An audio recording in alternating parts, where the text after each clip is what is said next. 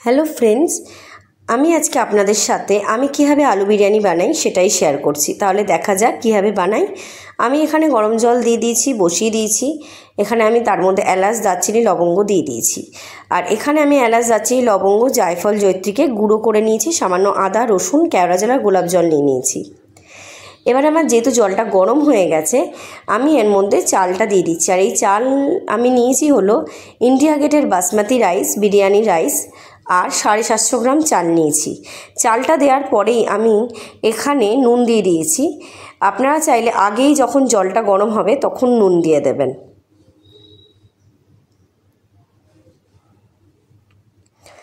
এই নুনটা দিয়ে দিলে পরে আর আমাকে আর নুন দিতে হয় না। আমি পুরো চালটা দিয়ে দিচ্ছি।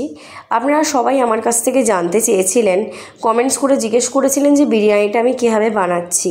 তো সেই জন্য আজকে আমি আপনাদের জন্যই বিরিয়ানির রেসিপিটা আপনাদেরকে দেখাচ্ছি আমি কীভাবে বিরিয়ানি বানাই। আর এই বিরিয়ানিটা বিশ্বাস করুন একদম দোকানের মতোই খেতে লাগে, একটুও পার্থক্য লাগে না। আপনারাও আমার মতো করেই বিরিয়ানি বানান, আশা করি আপনাদেরটাও দোকানের মতোই খেতে হবে। আর আপনারা আমাকে অবশ্যই কমেন্টস করে জানাবেন। এবারে আমি দেখুন ডেচকি বসিয়ে দিয়েছি, ডেচকির মধ্যে সাদা তেল গরম করে এবারে আমি পেঁয়াজ কুচি দিয়ে দিচ্ছি। এখানে আমি 2খানা পেঁয়াজ নিয়েছি। পেঁয়াজটা ভালো করে ভেজে মানে বেরেস্তা মতো করে নিয়েছি। এবার আমি সম্পূর্ণ পেঁয়াজটাকে তুলে নিচ্ছি একটা বাটির মধ্যে। আমি এই পেঁয়াজ ভাজাটা ইউজ করি না, আপনারাও করবেন না। করলে কিন্তু ফ্লেভারটা একটু আলাদা রকম হয়ে যায়।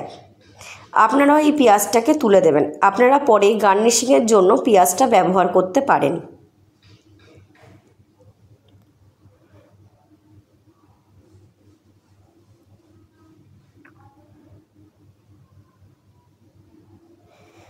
আপনারাও যদি এইভাবে বিরিয়ানি বানান আশা করি আপনাদেরও ভাল লাগবে। আর আপনারাও আমাকে কমেন্টস করে জানাবেন আপনাদের বিরিয়ানিটাও ঠিক দোকানের মতো হয়েছে কি না। কিন্তু কিছু ট্রিক্স থাকে প্রতিটা রান্নার ক্ষেত্রেই, এই ক্ষেত্রেও আছে। কি করে আপনার বিরিয়ানিটা দোকানের মতো করবেন সেটাও আমি আপনাদেরকে বলে দেব, কিন্তু তার জন্য আপনাদেরকে এই ভিডিওটা পুরো দেখতে হবে।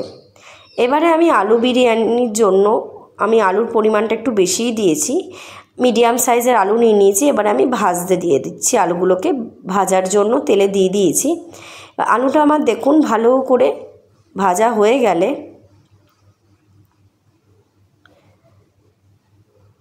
দেখুন আলুগুলো আমার ভাজা হয়ে যাচ্ছে, ভালো মতনই ভাজছে।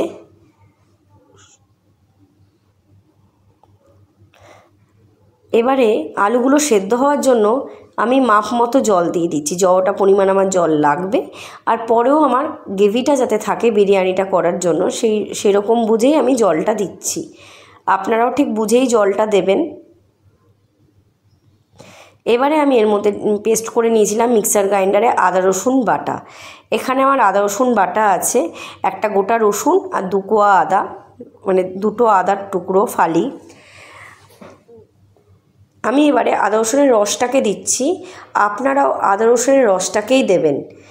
আপনারা চাইলে আদা রসুনের রসটাকে একটা ছাঁকনির মধ্যে বা কাপড়ের মধ্যে বেঁধে নিয়ে রসটাকে বার করে নিয়ে দিতে পারেন। আমার যেহেতু সময়টা একটু কম ছিল আর তাড়াতাড়ি ছিল, সেই জন্য আমি হাত দিয়েই রসটাকে চিপে নিয়েছি।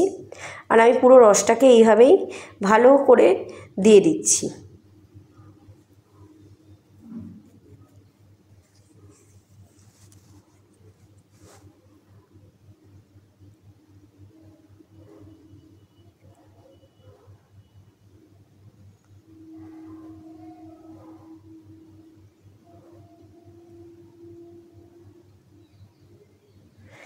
এবার আমি দিয়ে দিচ্ছি কাশ্মীরি লঙ্কার গুঁড়ো, কালারের জন্য, আলুর কালারটাও খুব সুন্দর আসবে।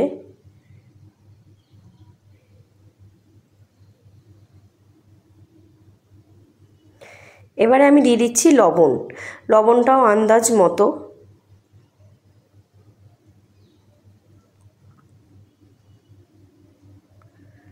এবারে আমি দিয়ে দিচ্ছি যে মশলাটা আমি গুঁড়ো করেছিলাম বিরিয়ানির জন্য, গরম মশলা, এলাচ, দারচিনি, জায়ফল, জয়িত্রী, লবঙ্গ, ওই মশলাটা আমি দিয়ে দিচ্ছি, গরম মশলার গুঁড়োটা। আর দিয়ে দিচ্ছি কেওড়া জল।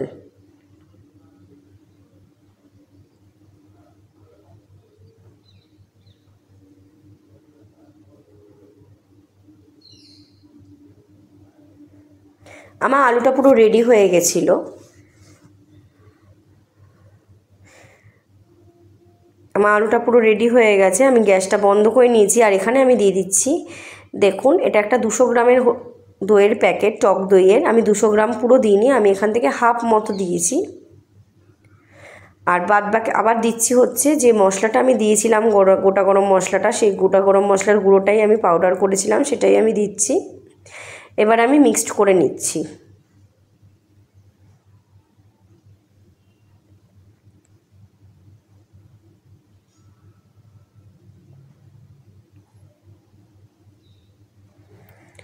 দেখুন আলুর কালারটা কিন্তু পুরো দোকানের মতোই এসছে। এটা হলো গিয়ে মিঠা আতর, যেটা আপনারাও বাড়িতে ইউজ করেন বিরিয়ানির জন্য। আমিও ইউজ করি এটা বিরিয়ানির জন্য। কিন্তু অনেকেই বলেন মিঠা আতরই তো বিরিয়ানির দোকানে পাওয়া যায়, কিন্তু কেন বিরিয়ানির ফ্লেভার আসে না মিঠা আতর দেওয়া সত্ত্বেও? এবারে আপনারা যেটা দেবেন সেটা দিলেই একদম দোকানের মতো বিরিয়ানির ফ্লেভারটা হয়ে যাবে। আর আমি যেটা দিচ্ছি সেটা দেখুন।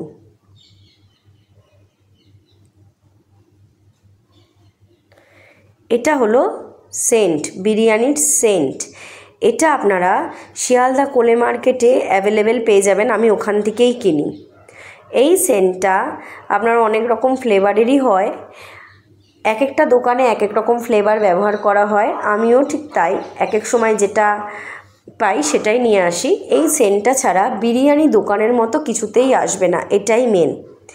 এবারে আমি ভাতটাকে দিয়ে দিচ্ছি। আর ভাতটা আমি 90% করে নিয়েছিলাম, আপনারা চাইলে 80% করে নিতে পারেন আর ভাপে দিতে পারেন। আমি 90% করে ডাইরেক্ট ভাপে, বেশিক্ষণ দিইনি বলেই আমি সেজন্য 90% চালটাকে করেই নিয়েছিলাম। আমি এইভাবে আলু বিরিয়ানিটা বানালে খুব তাড়াতাড়ি হয় আর খেতেও ভালো হয়, সেই জন্য আমি ঠিক এইভাবে বিরিয়ানি বানাচ্ছি। আপনারাও এইভাবেই বানান, আশা করি আপনাদেরটাও খেতে খুবই ভালো হবে আর দোকানের মতোই হবে। আমি দেখুন এবারে ভাতটাকে এবারে আমি দেখুন ছড়িয়ে দিচ্ছি।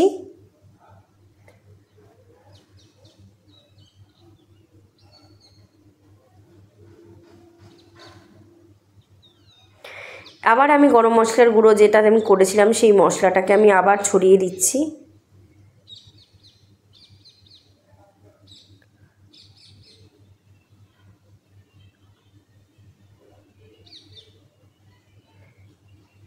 এবারে আমি ভাতটাকে দিয়ে দিচ্ছি।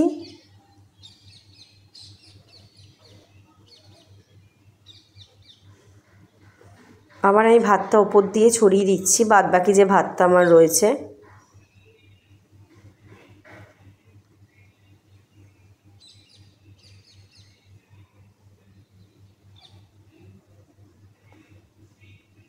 এবারে আমি ওপর দিয়ে কালার, এটা আমি একটু সামান্য জলে মিশিয়ে নিয়েছিলাম, আপনারা পারলে দুধেও মেশাতে পারেন, সাথে কেশারের সাথেও দিয়ে দিতে পারেন। দুধের মধ্যে আমার যেহেতু কেশার ছিল না, তো আমি কালারই দিয়ে দিয়েছিলাম, ফুড কালার, যেটা বিরিয়ানির জন্য পাওয়া যায়।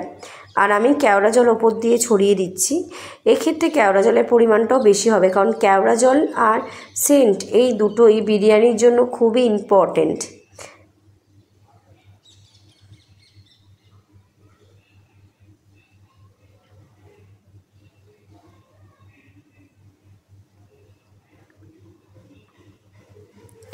আর এই এক ঢাকনা আমি দিয়ে দিলাম গোলাপ জল। এটা মনে রাখবেন গোলাপ জল খুবই সামান্য দেবেন, গোলাপ জল বেশি দিলে কিন্তু বিরিয়ানির ফ্লেভার একদম নষ্ট হয়ে যায়। সেই জন্য যতটা পরিমাণ আপনারা কেওড়া জল দেবে তার থেকে একদম সামান্য পরিমাণ গোলাপ জল দেবেন। এবারে আমি ঘি ছড়িয়ে দিচ্ছি চারিদিকে।